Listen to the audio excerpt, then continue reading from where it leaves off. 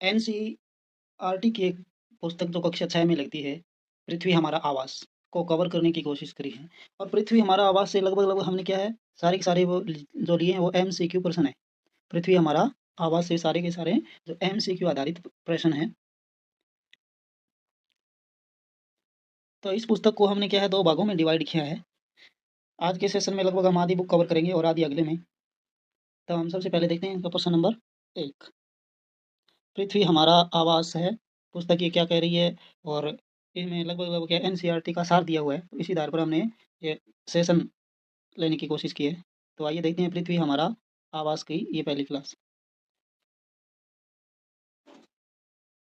तो आइए देखते हैं आज का हमारा पहला प्रश्न जो है सौर मंडल में पृथ्वी के रिलेशन से। सौर मंडल में पृथ्वी के रिलेशन से। तो ये पहला प्रश्न देखिए, निम्न में से कौन से खगोलीय पिंड है? निम्न में से कौन से खगोलीय पिंड है? सूर्य है, चंद्रमा है, पृथ्वी है या फिर उल्का पिंड है? निम्न में से कौन से खगोलीय पिंड है?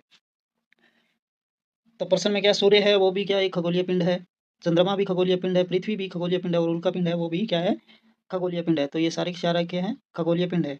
यानी ऑप्शन डी हमारा राइट आंसर हो जाएगा। ऑप्शन डी हमारा राइट आंसर हो जाएगा। नेक्स्ट प्रश्न देखिए,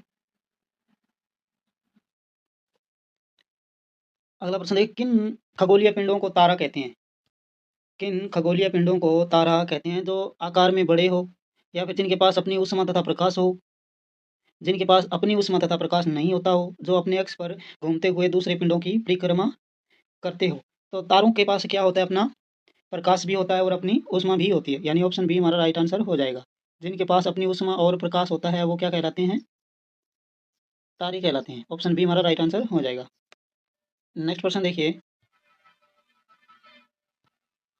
प्रश्न नंबर 3, तारों के विभिन्न समूह द्वारा बनाई गई विविध आकृति क्या कहलाती है? तारों के विभिन्न समूहों द्वारा बनाई गई आकृति क्या कहलाती है? आकाशगंगा होती है, सौरमंडल होती है, एट्रोमिडा होती है या फिर नक्षत्र मंडल होता है। तो तारों का जो विभिन्न समूह है वो क्या है, आकृति बनाता है, वो बनाता है नक्षत्र मंडल। नक्षत्र मंडल। प्रश्न नंबर 3 का ऑप्शन रहेगा ऑप्शन नंबर डी। यानी नक्षत्र मंडल तारों की विभिन्न समूह के द्वारा बनाई गई जो आकृति होती है वो क्या होती है, नक्षत्र मंडल होती है। नेक्स्ट प्रश्न देखिए, अंतरिक्ष से संबंधित अंतरिक्ष से संबंधित अर्सा मेजर या बिग बेयर का संबंध किससे है? अंतरिक्ष से संबंधित अर्सा मेजर या बिग बियर का संबंध किससे है? सौरमंडल से है, नक्षत्र मंडल से है, क्षुद्र ग्रह या समूह से, या इनमें से कोई भी नहीं है। तो अंतरिक्ष से संबंधित अर्सा मेजर या बिग बियर का संबंध किससे है? देखिए ऑप्शन बी हमारा राइट आंसर हो जाएगा। ऑप्शन बी हमारा राइट आंसर हो जाएगा, क्योंकि अंतरिक्ष से संबंधित में अर्सा मेजर का बिग बियर का संबंध है वो क्या है, नक्षत्र मंडल से होता है। नक्षत्र मंडल से। ऑप्शन बी हमारा राइट आंसर हो जाएगा। ऑप्शन बी हमारा राइट आंसर हो जाएगा। नेक्स्ट क्वेश्चन देखते हैं, किन खगोलीय पिंडों को ग्रह कहा जाता है? किन खगोलीय पिंडों को ग्रह कहा जाता है? जो आकार में बहुत बड़े हों, जिनके पास अपनी उष्मा तथा प्रकाश होता है, जिनके पास अपनी उष्मा एवं प्रकाश नहीं होता है, जिनका अपना गुरुत्वाकर्षण बल नहीं होता है। तो देखिए, जिनके पास अपनी उष्मा तथा प्रकाश होता है वो क्या कहलाते हैं? वो कहलाते हैं तारे। तारे कहलाते हैं। और जिनके पास अपनी उष्मा एवं प्रकाश नहीं होता है वो क्या कहलाते हैं? वो कहलाते हैं खगोलीय पिंड। खगोलीय पिंड। जिनके पास अपनी उष्मा एवं अपना प्रकाश नहीं होता है वो कहलाते हैं खगोलीय पिंड। ऑप्शन सी हमारा राइट आंसर हो जाएगा।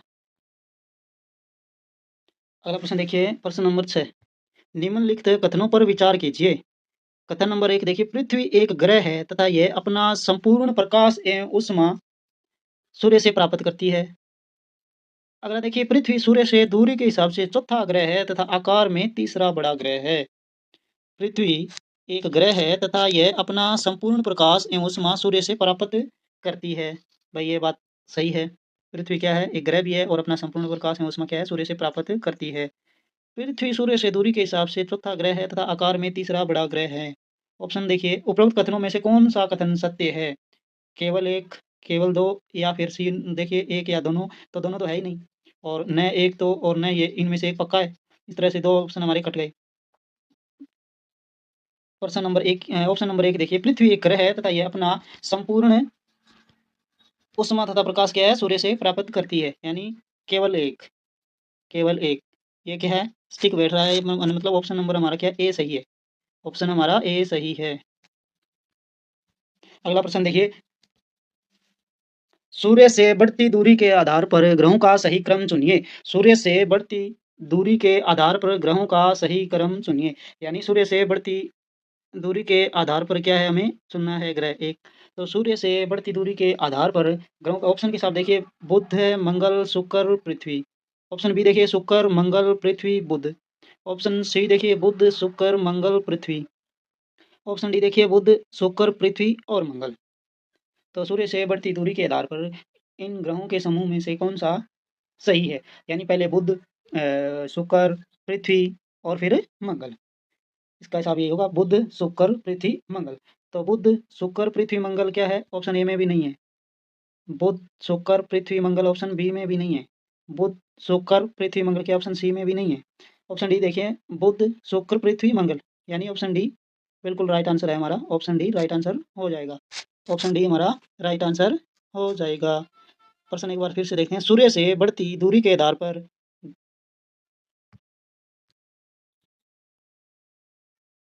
सूर्य से बढ़ती दूरी के आधार पर ग्रहों का सही क्रम कौन सा है। तो ऑप्शन डी हमारा राइट आंसर हो जाएगा। ऑप्शन डी हमारा राइट आंसर हो जाएगा। प्रश्न नंबर 8 देखिए, नीचे दिए गए ग्रहों में से कौन से आंतरिक ग्रह है। नीचे दिए गए ग्रहों में से कौन से आंतरिक ग्रह है। नंबर 1 देखिए, बुध है, शुक्र, मंगल, बृहस्पति। तो इनमें से हमें बताना है आंतरिक ग्रह कौन से हैं। ऑप्शन एक देखिए, 1, 2 एवं 4। यानी बुध, शुक्र और बृहस्पति। ये भी नहीं है। ऑप्शन नंबर 2 देखिए, बुध, शुक्र और मंगल। बुध, शुक्र और मंगल। ऑप्शन नंबर सी देखिए, शुक्र, मंगल और बृहस्पति। ये भी हो नहीं सकता। ये सारे के सारे आंतरिक ग्रह है भी नहीं। दोबारा देखिए प्रश्न, नीचे दिए गए ग्रहों में से कौन से आंतरिक ग्रह नहीं है। तो ऑप्शन बी हमें ज़्यादा नज़दीक मिल रहा है, मतलब बुध, फिर शुक्र और फिर आपका मंगल। ऑप्शन बी हमारा राइट आंसर हो जाएगा। ऑप्शन बी हमारा राइट आंसर हो जाएगा। ऑप्शन बी हमारा राइट आंसर हो जाएगा। प्रश्न नंबर 9 देखिए, नीचे दिए गए ग्रहों में से कौन से बाह्य ग्रह है। नीचे दिए गए ग्रहों में से कौन से बाह्य ग्रह है। यानी इससे पिछले प्रश्न में हमने चर्चा करी थी भी कौन से आंतरिक ग्रह, और इसमें पूछा है कौन से बाह्य ग्रह है। नीचे दिए गए ग्रहों में से कौन से बाह्य ग्रह है। बृहस्पति है, नेपच्यून है, शनि है या फिर यूरेनस है। तो देखिए, बाह्य ग्रह बृहस्पति भी है, नेपच्यून भी है, शनि भी है, यूरेनस भी है, यानी उपरोक्त सभी। ऑप्शन डी हमारा राइट आंसर हो जाएगा। उपरोक्त सभी क्या है, ये बाहरी ग्रह होते हैं, बाहरी ग्रह। नेक्स्ट प्रश्न देखते हैं,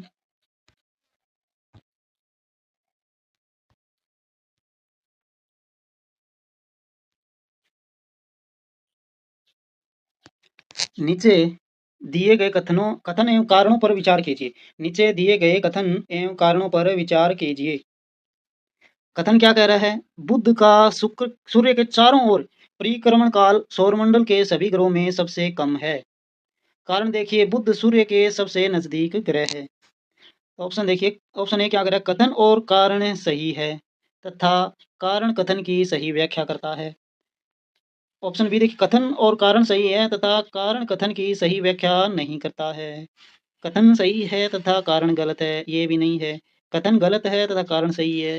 देखिए, कथन और कारण दोनों ही सही है, यानी ऑप्शन ए हमारा राइट आंसर हो जाएगा। ऑप्शन ए हमारा राइट आंसर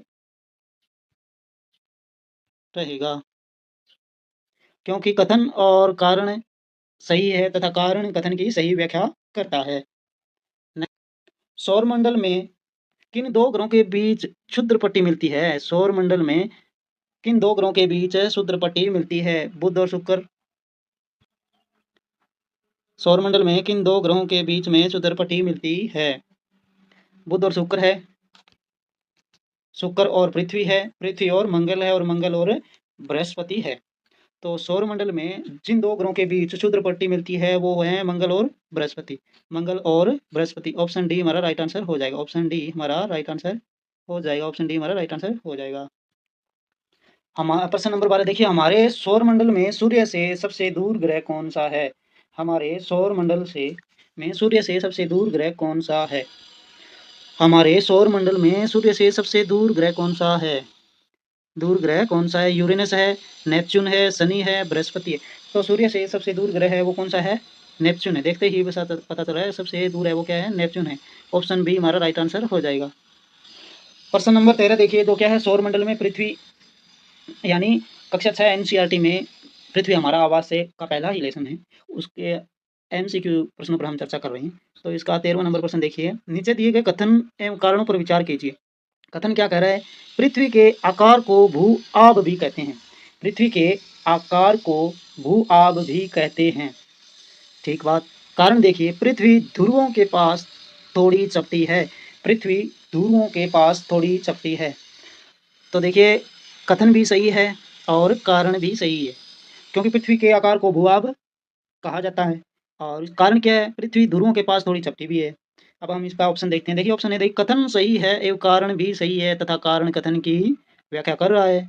ऑप्शन बी देखिए, कथन सही है एवं कारण भी सही है तथा कारण कथन की व्याख्या नहीं करता। नहीं, ये गलत बात। अगला प्रश्न देखिए, कथन, ऑप्शन देखिए, कथन सही है एवं कारण गलत है, ये भी गलत है। और ऑप्शन डी देखिए, कथन गलत है एवं कारण सही है, नहीं, ये भी गलत है। तो क्या है? ऑप्शन ए पुनः देखिए, कथन सही एवं कारण भी सही है तथा कारण कथन की व्याख्या करता है, यानी ऑप्शन ए हमारा राइट आंसर हो जाएगा। ऑप्शन ए हमारा राइट आंसर हो जाएगा। ऑप्शन ए हमारा राइट आंसर हो जाएगा।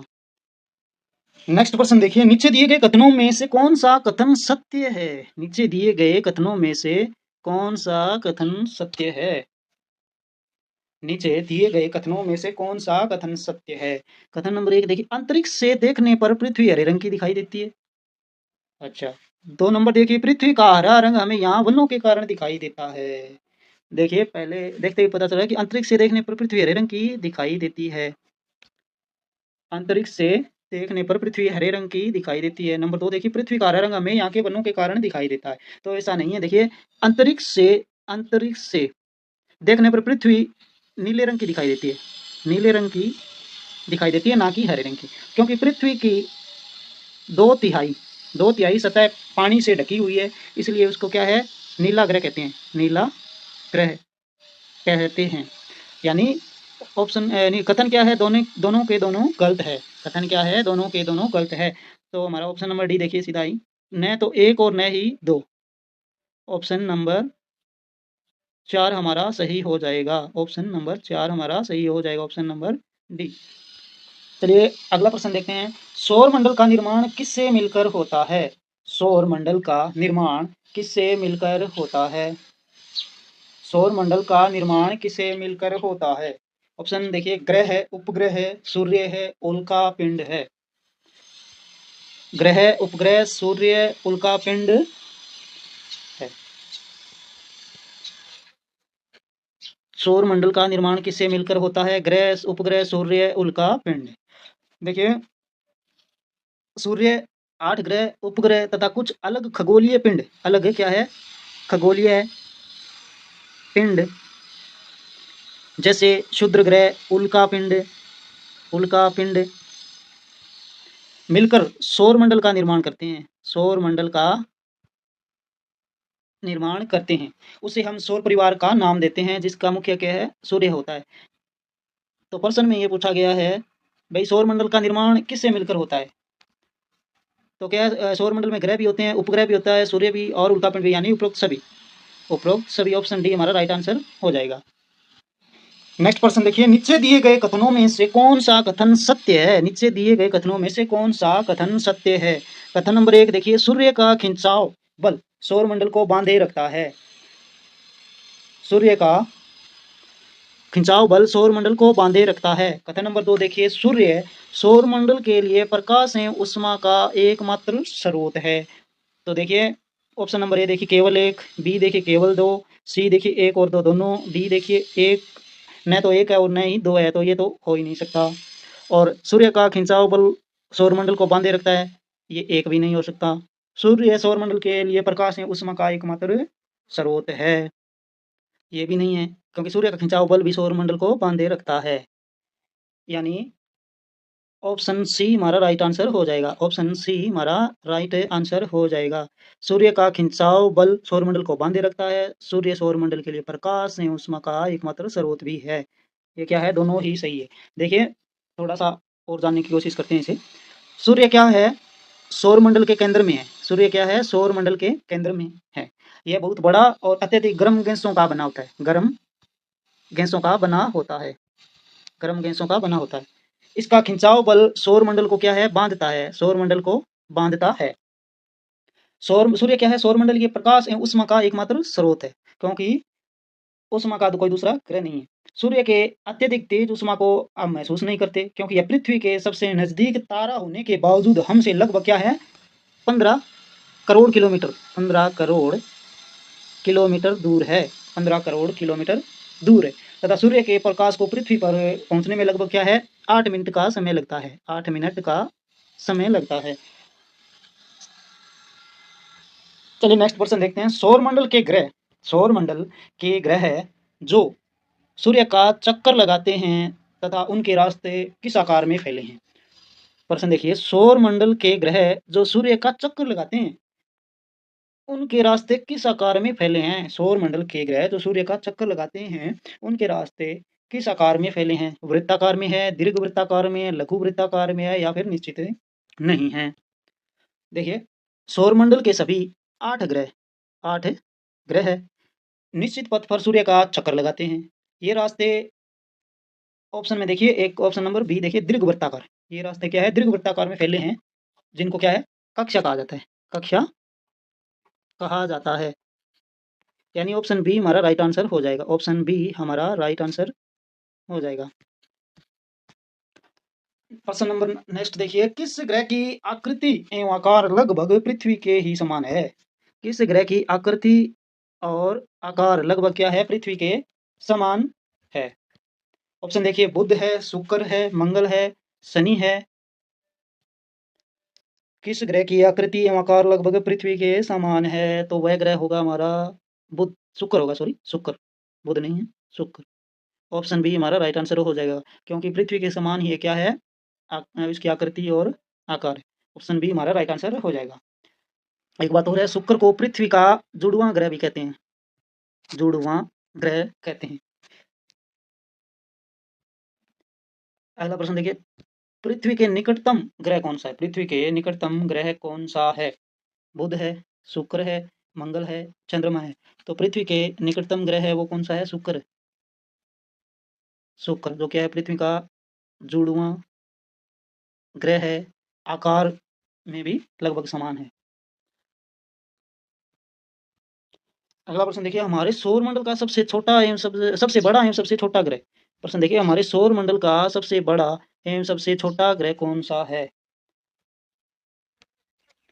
बृहस्पति एवं बुध है, बृहस्पति एवं यूरेनस है, शनि एवं मंगल है, शुक्र एवं बुध है। इसमें पूछा ये है कि भी सौरमंडल का सबसे बड़ा ग्रह, तो सबसे बड़ा ग्रह क्या है, बृहस्पति भी है। बृहस्पति ए और बी दोनों में है। तो सबसे छोटा ग्रह है वो क्या है, यूरेनस भी है। और इसमें देखिए बुध दे रखा है, तो ये ऑप्शन है, ये कट गया। शनि है, मंगल भी नहीं है, शुक्र एवं बुध भी नहीं है। बच्चे कौन से, देखिए एक बार दोबारा देखिए इस प्रश्न को, गलती से ये ऑप्शन टिक हो गया। सौरमंडल का सबसे बड़ा ग्रह कौन सा है, बृहस्पति है। और सबसे छोटा ग्रह कौन सा है, वो बुध है। तो बृहस्पति बड़ा जरूर है, फिर यूरेनस ये भी नहीं है, शनि और मंगल ये भी नहीं है, शुक्र है ये भी नहीं। तो बृहस्पति एवं बुध है वो क्या है, सौरमंडल का सबसे बड़ा एवं सबसे छोटा ग्रह है, बृहस्पति एवं बुध। ऑप्शन ए हमारा राइट आंसर है। चलिए नेक्स्ट प्रश्न देखते हैं। कौन से वे दो ग्रह जिनका सौरमंडल के अन्य ग्रहों की तुलना परिक्रमण विपरीत दिशा में है।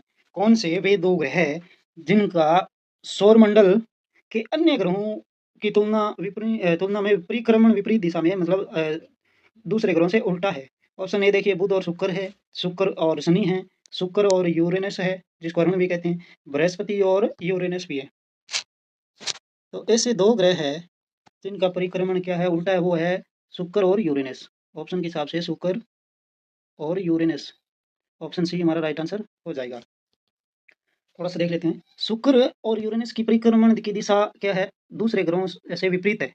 यानी शुक्र और यूरेनस है वो क्या है, क्लॉक वाइज घूमते हैं, क्लॉकवाइज घूमते हैं। जबकि अन्य ग्रह क्या हैं, घड़ी की सुई की विपरीत दिशा यानी एंटी क्लॉकवाइज घूमते हैं, एंटी क्लॉकवाइज घूमते हैं। तो इसका ऑप्शन क्या है, ऑप्शन सी हमारा राइट आंसर हो जाएगा। ऑप्शन सी हमारा राइट आंसर हो जाएगा। शुक्र और यूरेनस है वो क्या है, क्लॉकवाइज घूमते हैं। देखिए प्रश्न नंबर 22 क्या कर रहा है, सौर मंडल में किन ग्रहों के पास एक भी चंद्रमा नहीं है। बुध है, शनि है, शुक्र है, यूरेनस है। और ये कूट आधारित प्रश्न है। तो ऐसे ग्रह जिनके पास अपना चंद्रमा नहीं है वो कौन से हैं,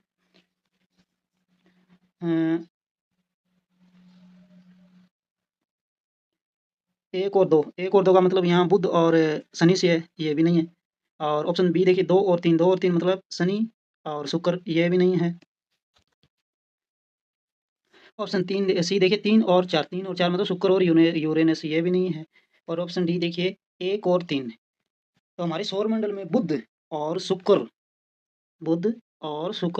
ही ऐसे ग्रह हैं। क्या है, एक नंबर पे बुध और दो नंबर पे शुक्र है, तीन पे शुक्र। तो हमारे सौरमंडल में किन ग्रहों के पास चंद्रमा नहीं है, वो है बुध और शुक्र के पास कोई भी चंद्रमा क्या है, प्राकृतिक उपग्रह नहीं है। तो ऑप्शन डी हमारा राइट आंसर हो जाएगा। ऑप्शन डी हमारा राइट आंसर हो जाएगा। ऑप्शन डी हमारा राइट आंसर हो जाएगा। नीचे दिए गए ग्रहों में सबसे अधिक चंद्रमा किसके पास है भाई, नीचे दिए गए ग्रहों में सबसे अधिक चंद्रमा किसके पास है। नीचे दिए गए ग्रहों में सबसे अधिक चंद्रमा शनि के पास, बृहस्पति के पास, मंगल के पास और यूरेनस के पास। यूरेनस के पास तो देखिए शनि के पास चंद्रमों की संख्या कितनी है, चंद्रमाओं की संख्या है 62। ठीक। बृहस्पति के पास कितनी है, बृहस्पति के पास है 67। और मंगल के पास कितनी है, चंद्रमा की संख्या मंगल का के पास है 2। और यूरेनस के पास क्या है 27। तो इस प्रकार के है प्रश्न। देखिए दिए गए ग्रहों में सबसे अधिक चंद्रमा किसके पास है, तो चंद्रमा क्या है, बृहस्पति के पास है। बृहस्पति के पास है क्योंकि सबसे अधिक क्या है, बृहस्पति के पास ही है 67। ऑप्शन बी हमारा राइट आंसर हो जाएगा। ऑप्शन बी हमारा राइट आंसर हो जाएगा। अगला प्रश्न देखिए, प्रश्न नंबर 24। नीचे दिए गए कथनों में कौन सा कथन सत्य है। नीचे दिए गए कथनों में से कौन सा कथन सत्य है। क्या है देखिए, कथन नंबर 1 उपग्रह अपने ग्रहों की परिक्रमा करते हैं, साथ ही सूर्य की भी परिक्रमा करते हैं। बिल्कुल सही है। पृथ्वी के उपग्रह चंद्रमा का व्यास पृथ्वी के व्यास से आधा है। पृथ्वी के उपग्रह चंद्रमा का व्यास पृथ्वी के व्यास से आधा है। तो देखिए कूट केवल एक, केवल दो। सी देखिए एक और दो, दोनों डी न तो एक और न ही दो, ये भी तो नहीं है, ये भी नहीं है, ये भी नहीं है। ऑप्शन ए हमारा करेक्ट है। ऑप्शन ए हमारा करेक्ट है। इसका कारण क्या है भाई, उपग्रह अपने ग्रहों की परिक्रमा करते हैं, साथ ही सूर्य की भी परिक्रमा करते हैं। यानी केवल ए कथन है वो सत्य है, केवल ए है वो सत्य है। देखिए उपग्रह को अंग्रेजी में क्या कहते हैं, सैटेलाइट कहते हैं, जिसका अर्थ होता है सहचर, सहचर या साथी। अपने नाम को सार्थक करते हुए उपग्रह क्या है, अपने ग्रहों की परिक्रमा करते हुए सूर्य के इर्द गिर्द भी चक्कर लगाती रहती हैं। ठीक। अब देखिए 2 नंबर पे देखिए, पृथ्वी के उपग्रह चंद्रमा का व्यास पृथ्वी के व्यास से ज्यादा है। तो ये क्या कहते हैं, हमारी पृथ्वी के पास केवल एक उपग्रह और वो कौन सा है, चंद्रमा। तो इसका व्यास पृथ्वी के व्यास का केवल एक चौथाई है, ना क्या था। यह इतना बड़ा इसलिए प्रतीत होता है क्योंकि यह हमारे अन्य ग्रह से खगोलीय पिंडों की अपेक्षा बहुत ज्यादा नजदीक है। यानी चंद्रमा का व्यास है वह क्या है, आधा नहीं है, एक चौथाई है। तो ऑप्शन ए हमारा राइट आंसर रहेगा इसका। नेक्स्ट क्वेश्चन देखिए, भारत के प्रसिद्ध खगोल शास्त्री कौन थे भाई। भारत के प्रसिद्ध खगोल शास्त्री कौन थे। पाणिनि थे, भास्कराचार्य थे, आर्यभट्ट थे, नागार्जुन थे। तो देखिए पाणिनि भी नहीं थे, भास्कराचार्य भी नहीं थे और नागार्जुन नहीं थे। तो ऑप्शन बचा ए, वो भी ऑप्शन सी आर्यभट्ट। क्या थे, आर्यभट्ट है वो क्या है, भारत के एक खगोल शास्त्री थे। ऑप्शन सी हमारा राइट आंसर हो जाएगा। देखिए खगोलीय पिंडों एवं उनकी गति के संबंध में अध्ययन करने वालों को क्या है, खगोल शास्त्री कहते हैं, खगोल शास्त्री। आर्यभट्ट प्राचीन भारत के प्रसिद्ध खगोल शास्त्री थे, यानी ऑप्शन सी हमारा राइट आंसर हो जाएगा। प्रश्न नंबर 26 देखिए, नीचे दिए गए कथन एवं कारण पर विचार कीजिए। नीचे दिए गए कथन एवं कारण पर विचार कीजिए। कथन क्या कह रहा है, पृथ्वी से हमें चंद्रमा केवल एक ही भाग दिखाई देता है। अच्छा, अगला देखिए कारण, देखिए कारण क्या करे, चंद्रमा के द्वारा पृथ्वी का एक चक्कर पूरा करने में लगने वाला समय अपने अक्ष पर एक चक्कर पूरा करने में लगने वाले समय से अधिक है। देखिए प्रश्न दोबारा देखिए, बड़ा प्रश्न है ये। कथन क्या कह रहा है, पृथ्वी से हमें चंद्रमा का केवल एक ही भाग दिखाई देता है। भाई कथन सही है लगभग, ये बात क्या है, सही है। कारण देखिए, चंद्रमा के द्वारा पृथ्वी का एक चक्कर पूरा करने में लगने वाला समय अपने अक्ष पर एक चक्कर पूरा करने में लगने वाले समय से अधिक है। ऐसी कुछ भी बात नहीं है। कारण क्या है, गलत है। थोड़ा सा देख लेते हैं इसको। देखिए दोनों कथन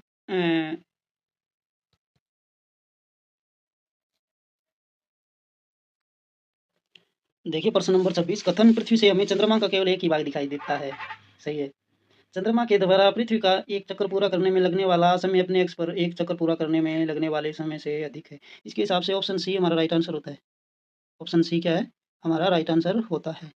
मतलब इसमें कहीं ना कोई एक बिंदु छूट रहा है, तो आप इसे देख लेना। अगली क्लास में हम क्या इस पर दोबारा चर्चा करेंगे, लेकिन फिलहाल क्या है, कथन सी है वो बिल्कुल राइट आंसर है हमारा।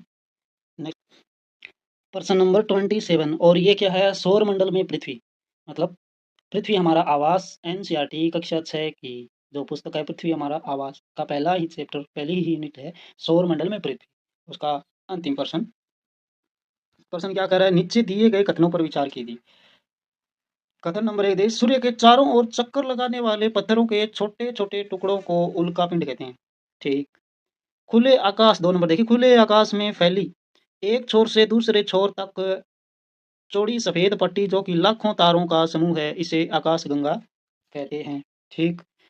अब ये कह रहा है ऊपर दिए गए कथनों में से कौन सा कथन सत्य है, केवल एक, केवल दो, या फिर ऑप्शन सी देखिए एक और दो दोनों, और ऑप्शन डी देखिए न तो एक और न ही दो। तो ये तो हो भी नहीं सकता, और ये भी नहीं हो सकता, ये भी नहीं हो सकता। प्रश्न है ऑप्शन सी, दोबारा देखिए क्या कह रहा है, एक और दोनों दे रखा है इसमें। तो प्रश्न कह रहा है सूर्य के चारों ओर चक्कर लगाने वाले पत्थर के छोटे छोटे टुकड़ों को उल्कापिंड कहते हैं, सही बात है ये। ऑप्शन दो देखिए, खुले आकाश में फैली एक छोर से दूसरे छोर तक चौड़ी सफेद पट्टी जो कि लाखों तारों का समूह है, ये भी सही है।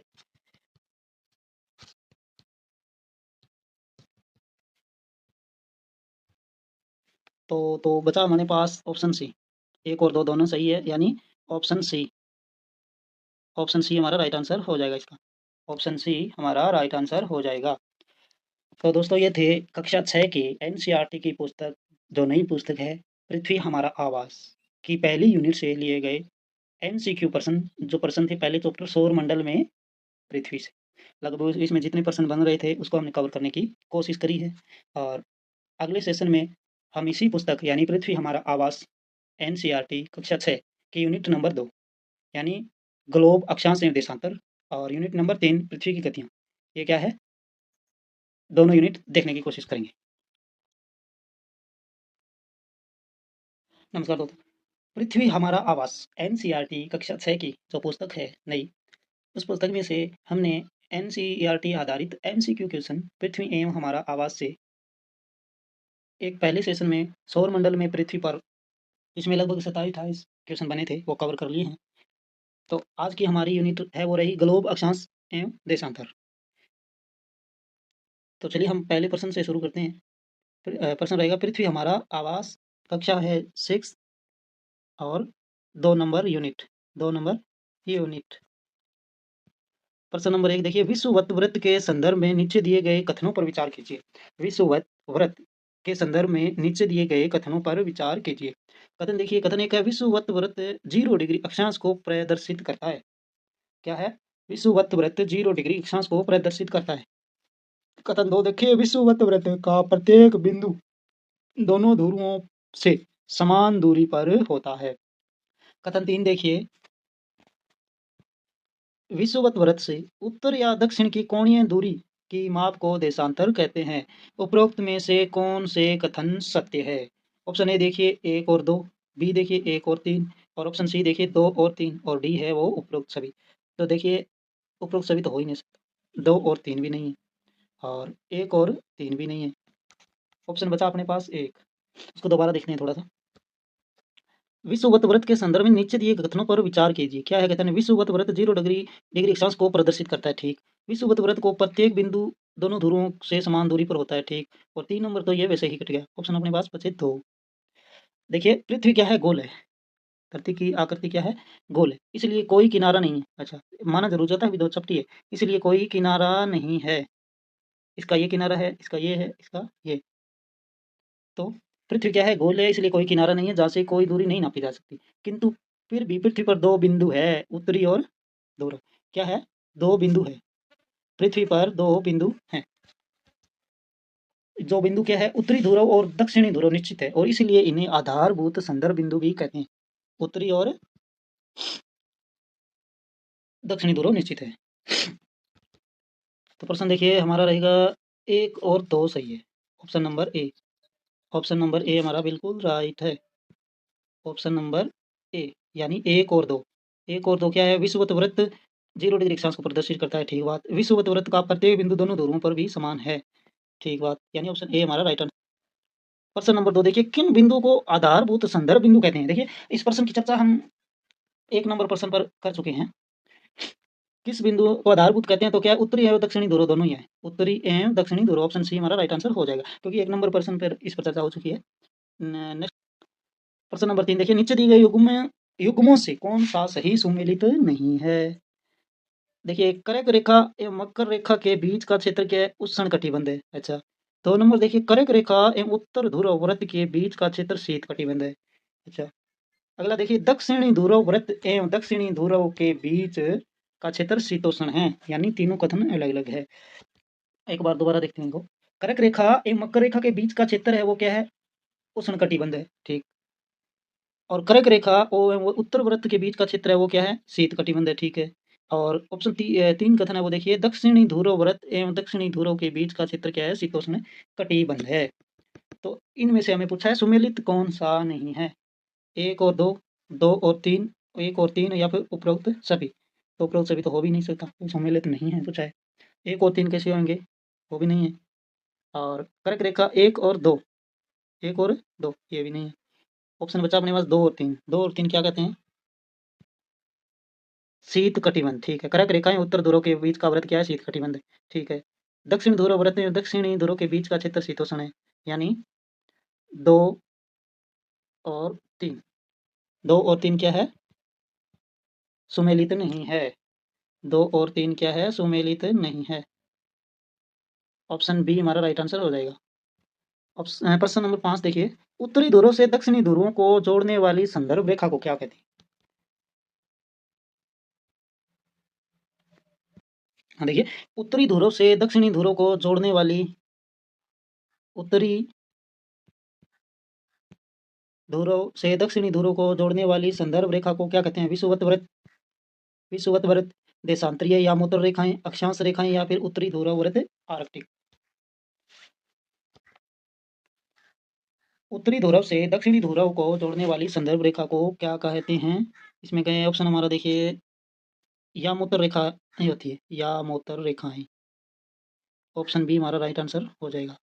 क्या होता है? देखिए, उत्तरी ध्रुव को दक्षिणी ध्रुव से जोड़ने वाली संदर्भ रेखा को देशांतरीय या मोटर रेखा कहा जाता है, ठीक। अब देखिए इसके मतलब किसी भी स्थान की स्थिति बताने के लिए अक्षांश के अलावा यह जानना आवश्यक होगा कि उत्तरी ध्रुव से दक्षिणी ध्रुव को जोड़ने वाली देशांतरीय या मोटर से पूर्व या पश्चिम की ओर इन स्थानों की दूरी कितनी है, ठीक बात। देखिए देशांतरों को अंशों में मापा जाता है, देशांतरों को अंशों में मापा जाता है तथा विषुवत रेखा पर दो देशांतरों के बीच की दूरी कितनी है? 111। और आगे पूछे तो 321 किलोमीटर। 111, ठीक। तो ये क्या है? यह ध्रुवों की तरफ क्रमशः घटती जाती है। या प्रश्न पुनः देखिए, उत्तरी ध्रुव से दक्षिणी ध्रुव को जोड़ने वाली संदर्भ रेखा को क्या कहते हैं? या मोतर रेखा कहते हैं, या मोतर रेखा। ऑप्शन बी हमारा राइट आंसर हो जाएगा। नेक्स्ट प्रश्न, प्रश्न नंबर 4 देखिए, ये थोड़ा सा प्रश्न उल्टा हो गया, चलो कोई बात नहीं। प्रश्न नंबर 4 देखिए, विषुवत वृत्त से ध्रुवों तक स्थित सभी समानांतर वृत्तों को अक्षांश रेखाएं कहते हैं। अच्छा, अक्षांश रेखाएं कहते हैं, ठीक। सभी अक्षांश रेखाओं का आकार एक समान रहता है। ऊपर दिए गए कथनों में से कौन सा कथन सत्य है? केवल एक, केवल दो, एक या दो, या इनमें से कोई नहीं। ये तो है भी नहीं, ये भी नहीं, और ये भी नहीं। बचा अपने पास ऑप्शन ए, वो भी केवल ए। ये क्या कह रहा है? विषुवत वृत्त से ध्रुवों तक स्थित सभी समानांतर वृत्तों को अक्षांश रेखाएं कहते हैं। बिल्कुल सही है। ऑप्शन ए क्या है हमारा राइट आंसर हो जाएगा। देखिए, जैसे जैसे हम विषुवत वृत्त से दूर जाते हैं, अक्षांश रेखाओं का आकार क्या होता है? घटता जाता है। आकार है घटता है आकार घटता जाता है। इस प्रकार विषुवत वृत्त के उत्तर की सभी समानांतर रेखाओं को उत्तरी अक्षांश कहते हैं। उत्तरी अक्षांश कहते हैं। तथा विषुवत वृत्त के दक्षिण स्थित है सभी समांतर रेखाओं को क्या है? दक्षिणी अक्षांश कहते हैं। अच्छा, अक्षांशों को अंशों में मापा जाता है। पीछे हमने चर्चा करी थी इस प्रश्न पर। और दो अक्षांशों के बीच की दूरी है वो कितनी होती है? 111 किलोमीटर। अगर आगे पूछे तो भी तो कितनी होगी ये? 111 किलोमीटर। और आगे पूछे तो कितनी होगी? 321 किलोमीटर होगी। चलिए प्रश्न नंबर 6 पे चर्चा करते हैं। देशांतरीय यामोत्तर के संदर्भ में देशांतरीय यामोत्तर के संदर्भ में विचार कीजिए। अब कथन नंबर 1 क्या कह रहा है? देशांतरीय यामोत्तर अर्धवृत्त होते हैं। अच्छा, देशांतरीय यामोत्तर अर्धवृत्त होते हैं। ठीक। 2 नंबर देखिए, इनके बीच की दूरी ध्रुवों की ओर बढ़ने पर घटती जाती है तथा ध्रुवों पर शून्य हो जाती है। 3 नंबर देखिए, देशांतरीय यामोत्तरों की लंबाई एक समान होती है। उपरोक्त कथन में से कौन से सत्य है? 3 क्या है कथन दिए हुए हैं, तो देखते हैं। देशांतरीय यामोत्तर अर्धवृत्त है तथा उनके बीच की दूरी ध्रुवों की तरफ बढ़ने पर घटती जाती है। ठीक। एवं ध्रुवों पर क्या होती है? शून्य हो जाती है। जहाँ सभी देशांतरीय यामोत्तर आपस में मिलते हैं। अच्छा, अक्षांश रेखाओं से भिन्न देशांतरीय यामोत्तरों की लंबाई क्या होती है? एक समान होती है। तो ऑप्शन देखिए अपने पास, 1 और 2, 1 और 3, 2 और 3 और उपरोक्त सभी है। तो यह क्या तीनों के तीनों कथन सत्य है। ऑप्शन डी हमारा राइट आंसर हो जाएगा। ऑप्शन डी हमारा राइट आंसर हो जाएगा।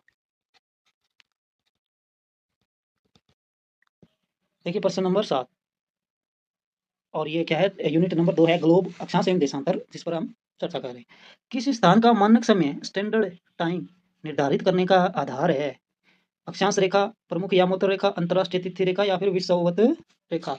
तो किस स्थान का मानक समय निश्चित करने का आधार है वो क्या होता है?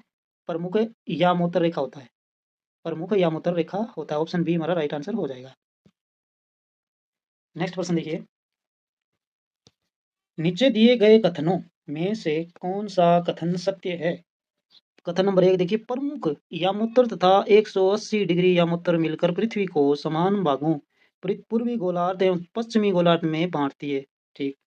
180 डिग्री पूर्व एवं 180 डिग्री पश्चिम यामोत्तर एक ही रेखा पर स्थित है। तो ये भी सही है, ये भी सही है। Option number C, option number 3 देखिए सी, यानी दोनों ही कथन क्या है? सत्य है। अगला प्रश्न देखिए, प्रश्न नंबर 9, नीचे दिए गए कथन एवं कारणों पर विचार कीजिए। अब कथन क्या कर रहा है?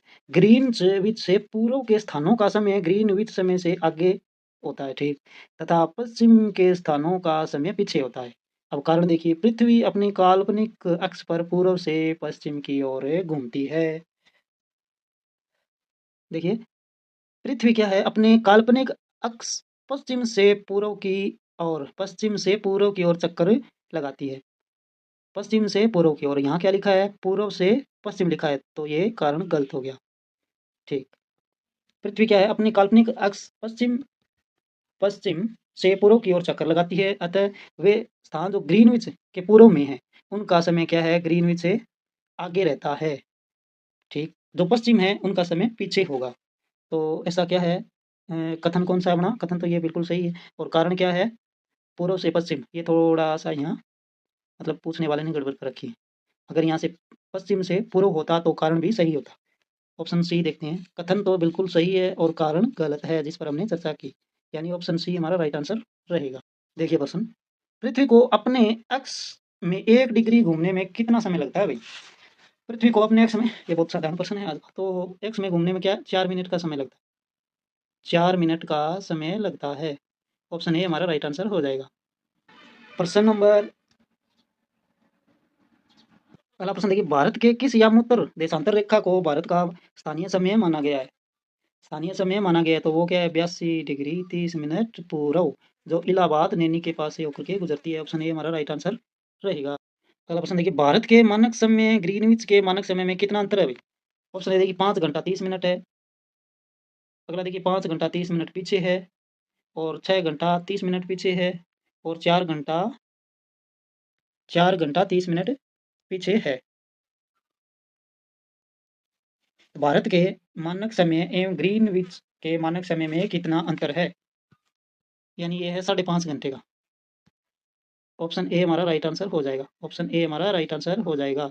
क्या है? 5.5 घंटे, यानी 5 घंटा 30 मिनट आगे है। ऑप्शन ए हमारा राइट आंसर हो जाएगा। अगला प्रश्न देखिए, यदि कोई ग्रीनविच से 20 डिग्री पूर्व में स्थित है, तब ग्रीनविच और उस स्थान के समय में कितना अंतर होगा? बड़े ध्यान से देखिए, यदि कोई स्थान ग्रीनविच से 20 डिग्री पूर्व में स्थित है, तब ग्रीनविच और उस स्थान के समय में कितना अंतर होगा? तो देखिए, 1 डिग्री देशांतर, 1 डिग्री देशांतर यानी 4 मिनट। 20 डिग्री देशांतर हो गया, 20 डिग्री देशांतर। इसको देखते हैं, 20 गुणे 4 यानी 80 मिनट हो गया, 80 मिनट। और लगभग क्या है? 1 घंटा 20 मिनट, 1 घंटा 20 मिनट। तो ऑप्शन में देखिए 1 घंटा 20 मिनट, ये ऑप्शन बी। ऑप्शन बी क्या है हमारा राइट आंसर रहेगा? ऑप्शन बी हमारा राइट आंसर रहेगा।